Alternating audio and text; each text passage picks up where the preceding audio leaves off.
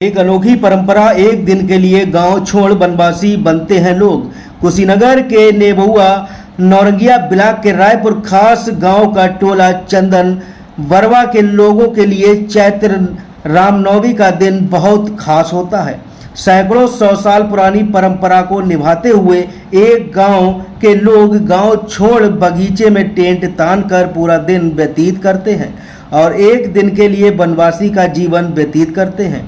कुशीनगर जनपद के चंदन बरवा के लोग लंबे समय से चैत्र नवरात्र में एक दिन के लिए वनवासी जीवन गुजारते हैं। इस गांव की आबादी 1000 है और 150 परिवार निवास करते हैं। ग्रामीणों के अनुसार सैकड़ों 100 साल पहले गांव में महामारी का प्रकोप फैला था, जिससे कई लोगों की जानें चली गई थी।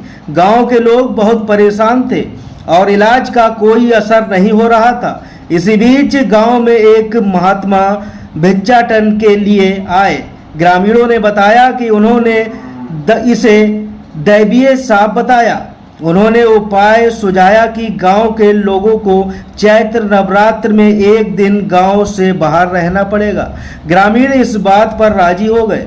नवरात्र के छठी तिथि को ग्रामीण भिक्षाटन करते हैं और 7वीं तिथि को गांव से बाहर दूसरे गांव में एक दिन बगीचे व खेतों में टेंट लगाकर भोर से ही गांव छोड़कर वनवासी जीवन गुजारते हैं। घर में चाहे कोई बीमार हो या एक दिन की आई नव विवाहिता हो, सभी को घर से बाहर दिन गुजारना होता है।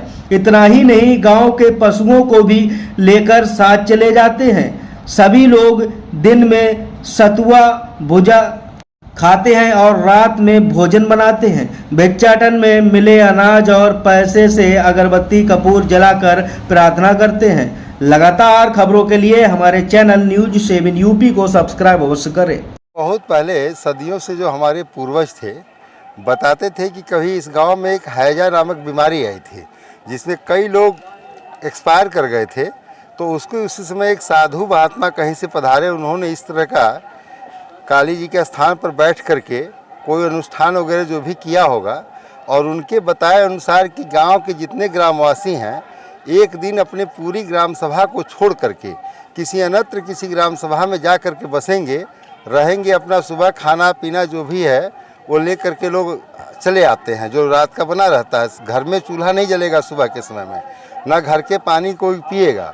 जो भी पानी पिएंगे वो बाहर के ही सिवान से लोग पीते हैं और अपना आ जाते हैं यहाँ पर। सुबह अपना जो चना सत्तू वगैरह होता है सुबह तक खाते हैं और दोपहर के बाद से अपना भोजन बनाते हैं। वही भोजन यहाँ कर लेंगे और करने के बाद घर चले जाएंगे।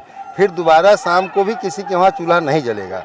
अगले दिन से पूर्व की भांति जैसा जो डेली प्रक्रिया है उसी प्रक्रिया को हम लोग अपनाते रहते हैं।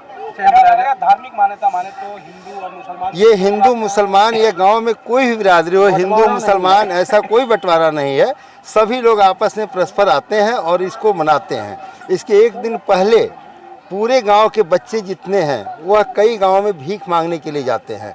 भीख मांग करके आते हैं और पूजा करते हैं। काली जी के स्थान पर पूजा होती है, छाक वगैरह दिया जाता है और उसके दूसरे दिन ही यह काम होता है। क्या नाम है आपका? भुवनेश कुमार विश्वकर्मा। हम लोग यहाँ पर आए हैं जो है कि परा पड़ता है, बहुत पुराना से जो है कि ये परंपरा आ रहा है। ये मनौती चीज़ है। हम लोग यहाँ पर आते हैं, एक दिन पहले भीख मांगने जाते हैं। भीख मांग करके आते हैं और काली जी को स्थान पर अपना धारी कपूर बांटते हैं, चढ़ाते हैं। वहाँ पर से आकर के जो है कि सुबह फिर इस बगीचे में चले आते हैं। बगीचे में आएंगे, यहीं बनाए खाएंगे और उसके बाद में जाएंगे। कोई घर का आदमी, कोई किसी का घर जो खाना नहीं बनेगा, यही जो बनेगा सुख को वही खाएंगे सब। किस जगह पे आप लोग आते हैं? आप अपने ही गांव में? नहीं, ये दूसरे सिवान में आए हैं, भैंसही सिवान में आए हैं। कितने दिनों से ये परंपरा चली? अरे पता नहीं, हमारे दादा परदादा को बात चला आ रहा है। हैजा की बात हाँ में माना जाता है। दुर्गा जी को हिंदू, एक काम सुनिए, हैजा जी को एक हिंदू ही नहीं मानते हैं, मियों भी मानते हैं। उस गांव में रहेंगे तो भी मानेंगे, मानेंगे क्यों नहीं।